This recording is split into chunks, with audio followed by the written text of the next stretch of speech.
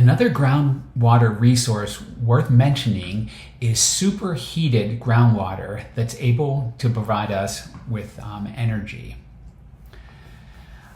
With superheated groundwater, there's a couple different approaches to this.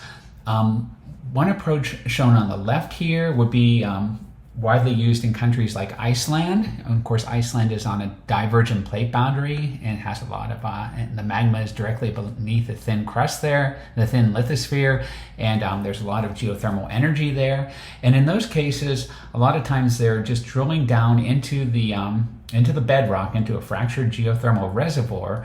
They're pumping hot water directly out of the ground, putting it through a turbine, and then once it's fed through the turbine and powers the turbine, the water cools off, and then that cold water is pumped back into the ground to be reheated once again. This is one model where we're actually taking the groundwater out of the ground and then using it. Another model that is planned for Newberry Crater in Central Oregon. There's hopes that it will soon be, or in the future, be a geothermal source of energy, is to actually pump cold water into the ground. This would be more of a different type of system where cold water is pumped into the ground.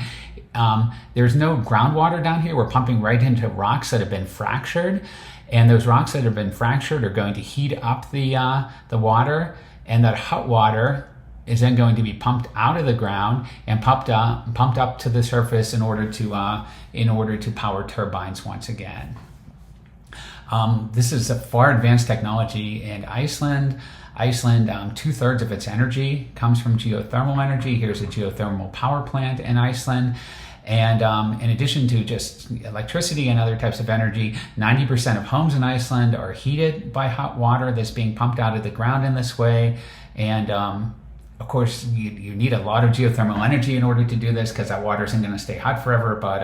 But with Iceland, the entire island is on a hot spot on a divergent plate boundary, and it works well there.